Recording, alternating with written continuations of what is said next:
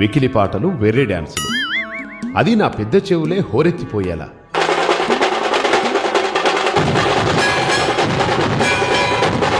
పాపం నా మూషికడు ఆ పాటల హోరికి పారిపోతున్నాడు కూడా.